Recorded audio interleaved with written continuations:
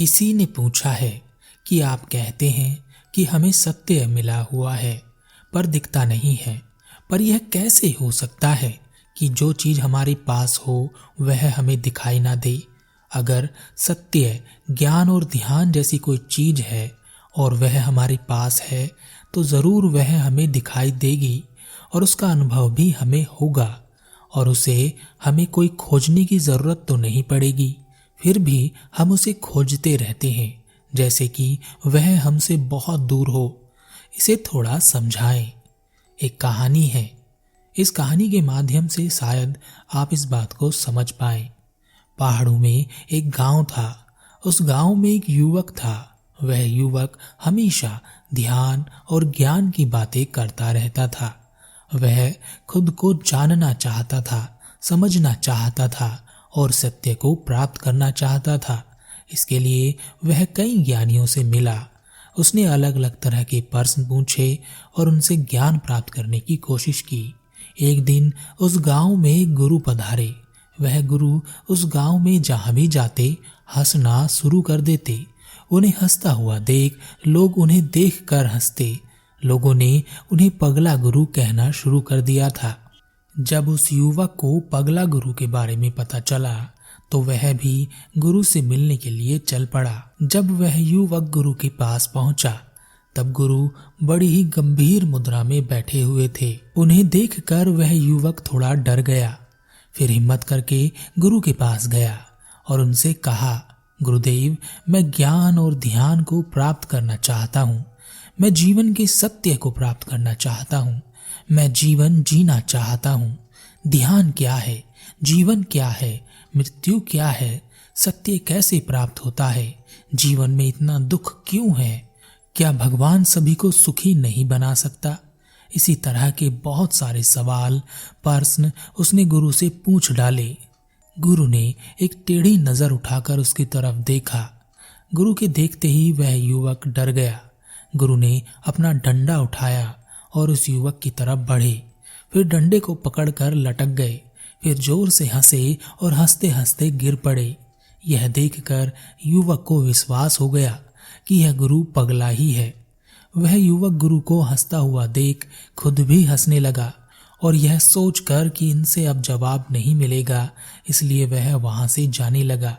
तभी गुरु ने पीछे से आवाज लगाई और कहा, बेटा, अभी मैंने जवाब नहीं दिया है। कहाँ जा रहे हो? जवाब तो सुन लो। वह युवक गुरु के पास आया और कहा, जी गुरुदेव, बताएं, हम कैसे जीवन के सत्य को पा सकते हैं? गुरु फिर हंसने लगे और हंसते हंसते लोटपोट हो गए। फिर अपने आप को संभाला और एक फल को उठाकर कहा, मैं एक फल खाना चाहता हूँ। कैसे खाऊं? युवक ने कहा, आपके हाथ में एक फल है, उसे मुंह से काटिए और चबाइए और खाइए। गुरु ने कहा, क्या मैं नंगा खड़ा हूँ? कपड़े कैसे होते हैं? क्या हम उन्हें पहन सकते हैं ताकि मैं नंगा ना लगूं? युवक ने कहा, आप यह कैसी बातें कर रहे हैं? कपड़े तो आपने पहन रखे हैं, आप नंगे नहीं हैं, और जो आपने पहन रखा है वही तो कपड़ा होता है। गुरु ने कहा, अच्छा तो चलो यही बता दो, मैं तुम्हें देखना चाहता हूँ, मैं क्या करूँ? युवक ने कहा, यह आप कैसी बहकी बहकी बातें कर रहे हैं? आपके पास आंखें हैं, आपके सामने मैं खड़ा हूँ और आप पूछते हैं कि आप मुझे कैसे देखेंगे? अपनी आंखों से आप मुझे देख तो रहे हैं। मुझे लगता है वास्तव में आप एक पागल गुरु हैं। मैं बेकार में ही आपके पास ज्ञान बटोरने चला आया। गुरु जोर से हंसे और कहा, तुम भी तो मुझसे ऐसे ही पागलों वाले सवाल पूछ रहे हो। मैंने पूछ लिया तो क्या गलत किया? युवक ने कहा, मैं कुछ समझ नहीं पा रहा हूँ गुरुदेव, आप कहना क्या चाहते हैं? गुरु ने कहा, मैं तुम्हें एक कहानी सुनाता हूँ, शायद तुम बात को पकड़ सको। एक सागर में एक मछली रहती थी। वह मछली तैरना सीखना चाहती थी, इसलिए वह तैरते हुए इधर उधर अलग अलग ज्ञानी और बड़ी और बुद्धिमान मछलियों से मिली ताकि वह तैरना सीख सके। उन बुद्धिमान और बड़ी ज्ञानी मछलियों ने कहा, ऐसे तैरना नहीं सीखा जाता, इसके लिए ध्यान करना पड़ता है, ज्ञान की प्राप्ति करनी पड़ती है। भगवान को खुश करना पड़ता है, तप और तपस्या करनी पड़ती है, कठोर साधना का भी प्रावधान है। तैरना ऐसे ही नहीं आ जाता। उन सभी ज्ञानी मछलियों ने उस छोटी मछली को तैरने के ऊपर अलग अलग ज्ञान के प्रवचन दिए। किसी ने कहा कि तैरना एक अद्भुत अनुभव है, किसी ने कहा कि तैरने के लिए एक बड़े कुल में जन्म लेना पड़ता है, जन्मों जन्मों जन्म लेकर हम तैरने लायक हो पाते हैं।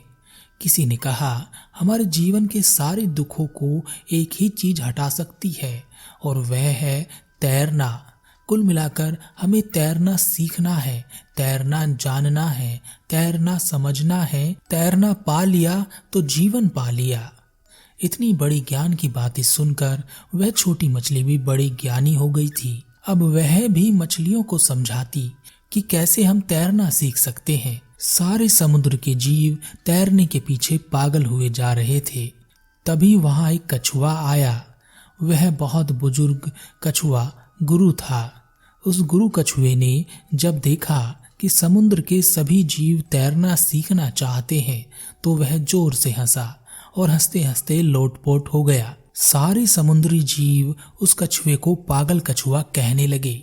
तभी वह छोटी मछली उस गुरु कछुए के पास आई और उसने कहा, गुरुदेव, हम अपने जीवन में तैरना कैसे सीख सकते हैं? उस छोटी मछली की बात सुनकर वह गुरु कछुआ हंसा और उसने कहा, तैरना तुम्हारे बिल्कुल नजदीक है, या कहें कि तुम्हारा होना ही तैरना है। छोटी मछली ने कहा, ऐसे कैसे? मुझे तो नहीं दिखाई देता कि मेरा होना तैरना है। उस गुरु कछुए ने छोटी मछली को बहुत समझाया पर वह नहीं मानी। तैरना होने के लिए, तैरना समझने के लिए बड़े ध्यान और ज्ञान की आवश्यकता पड़ती है। जन्मों जन्मों के बाद हमें तैरना मिलता है। कोई आम मछली तो तैर भी नहीं सकती, ऐसा उस छोटी मछली ने कहा। तब गुरु कछुए ने उस छोटी मछली से कहा, तुम मेरे साथ चलो। वह गुरु कछुआ उस छोटी मछली को समुद्र की सतह पर ले आया और अपनी पीठ पर बैठाकर समुद्र के रेत पर पटक दिया और कहा, अब तैर कर दिखाओ। छोटी मछली ने खूब पर फड़फड़ाए, उसकी सांस उखड़ने लगी। तब कछुए ने उसे वापस समुद्र में छोड़ दिया और तब जाकर उस छोटी मछली को समझ में आया कि हमारा होना ही तैरना है। इसी तरह हमारे जीवन में भी हमारा होना सत्य है। हम ही सत्य हैं और सत्य ही हम हैं। परंतु हम भी उस छोटी मछली की तरह सत्य को ढूंढते फिरते हैं। यही कारण है कि बुद्ध लोगों से कहते हैं, अपने देखने की दृष्टि को बढ़ाओ। जब तुम्हें सत्य के दर्शन होते हैं तब तुम्हें कुछ नया नहीं मिलता, बल्कि जो तुम्हारे पास पहले से ही है वही दिखाई देता है। और तब तुम जोर से हंसते हो और देखते हो कि जिसे मैं बाहर ढूंढ रहा था वह तो पहले से ही मेरे साथ था। गुरु की बात सुनकर उस युवक को कुछ समझ नहीं आया और वह गुरु को यह कहकर चला गया कि वाकई आप पागल गुरु हैं। सत्य को सीधा साधा कह देने से या सत्य आसानी से मिलता हो तो लोगों को वह समझ नहीं आता। लोगों को वही समझ में आता है जो दुष्कर हो, कठिन हो, चमत्कारी हो, दिव्य हो, जो समझ से परे हो। अगर आप थोड़ी सी भी देखने की दृष्टि रखते हैं तो इस कहानी से आप बहुत कुछ समझ सकते हैं, नहीं तो यह कहानी सिर्फ मनोरंजन के लिए हो सकती है।